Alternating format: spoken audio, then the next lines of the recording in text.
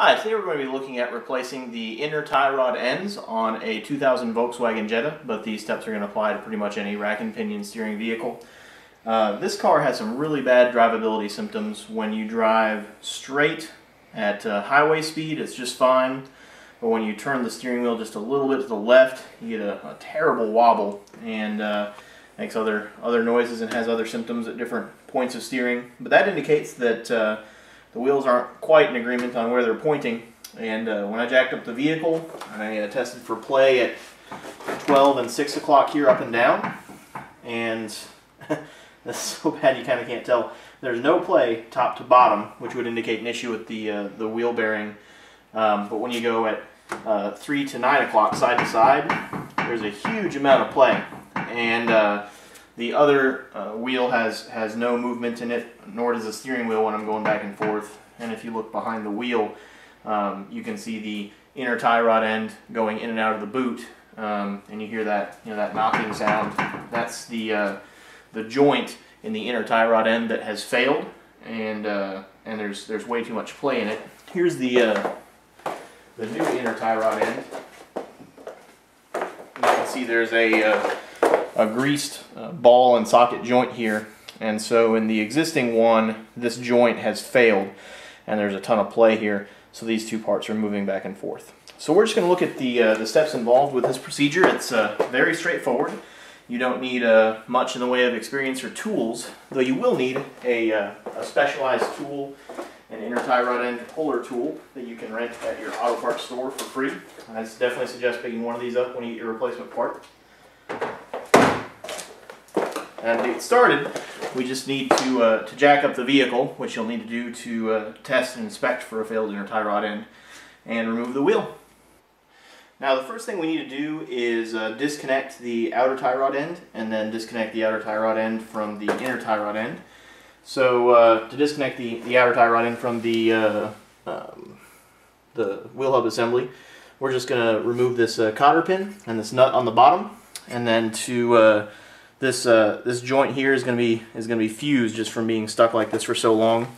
And the easiest way to break this loose is just to strike the wheel hub assembly with a hammer right here, and that should break it loose and it'll pop out.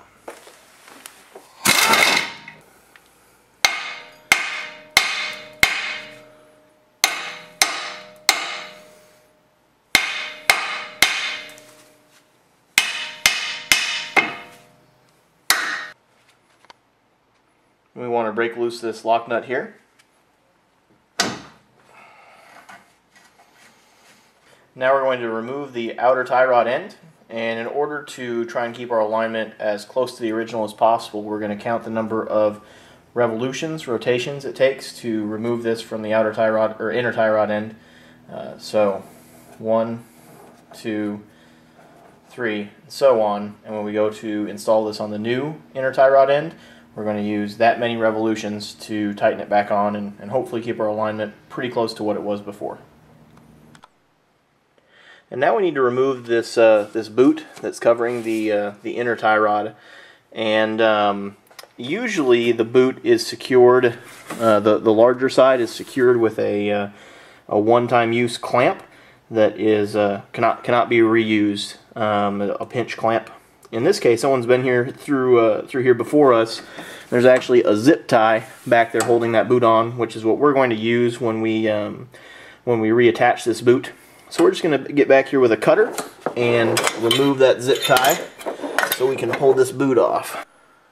I'm just cutting a small slit here at the start of the boot so it'll flare open for us to get it off the tie rod end. As long as you get it tied down with the zip tie and you're done, this won't be any problem at all. Some will come off a little bit easier than others.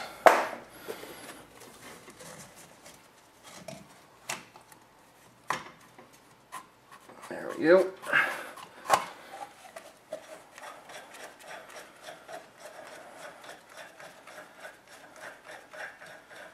And on some boots you may want to cut a little slit in the larger side as well. Just depends on your vehicle and what kind of part and how stiff your boot is, how easily it will snug over those fittings. on the larger and the smaller sides. And here you can see our old inner tie rod end. You can see that play there where this joint has just completely failed. So this is great news. This is what we want to see. This is definitely what's failed and is causing our drivability steering issues. Now we just need to attach our specialized tool on there and unscrew it. And we're ready to use our specialized tool to remove our old inner tie rod end. And the way this tool works is you have a collar that you will attach to the ridges here on the inside like that. You're going to slide this tool over and it locks into the key on there. And then there's a 1/2 inch connection on the very back that you can lock into to a ratchet or breaker bar or whatever, and then rotate the whole assembly loose. So let's give it a try. Lock this one on here.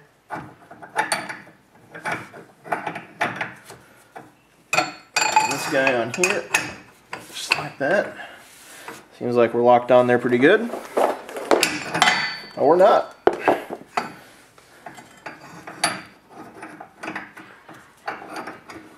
Just like that, and like that,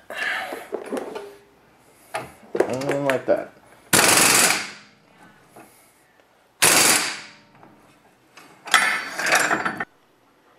And after messing around with this thing for about an hour last night, I decided to just soak it in some PB Blast, some liquid wrench, and let it soak overnight.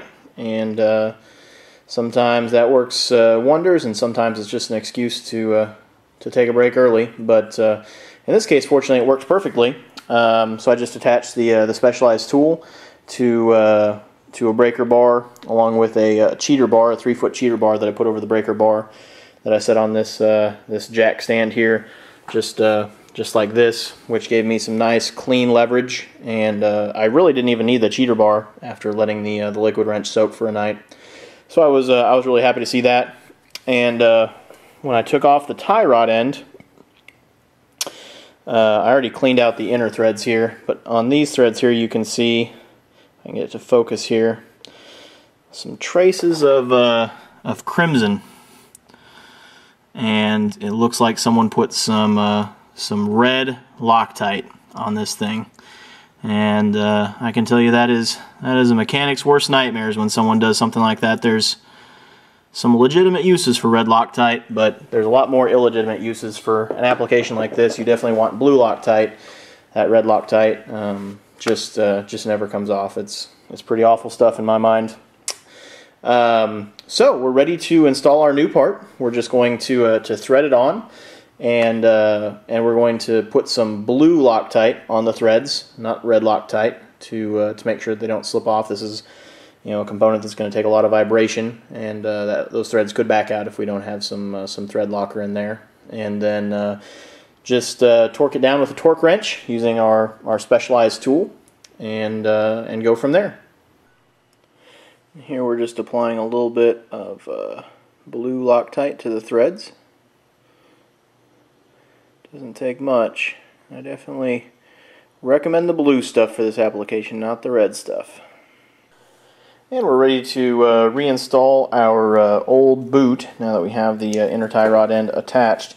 And so we're just going to stick a zip tie on there, or two in this case. I don't have one that's quite big enough, and cinch those up on the boot flange, and then do the same thing on the opposite side as well. And we have the boot installed on the inner tie rod end. We got the outer tie rod end installed. We rotated it 21 rotations, just like we rotated it off 21 rotations to try to get the alignment close to accurate, though of course it's still going to probably need an alignment after this this procedure. On the bottom here we have the the nut for the outer tie rod end installed with the cotter pin reinstalled. Make sure that you don't miss that. You want to stay safe. And we've got everything torqued down and ready to go. We just need to put the wheel back on and take it for a spin. That's pretty much all there is to this procedure. As you can see, it's pretty straightforward, and just with a tool rental and a couple of hours, you can save yourself quite a bit of money. If you have any questions, feel free to post them on the video, and I'll do my best to try to help. Thanks.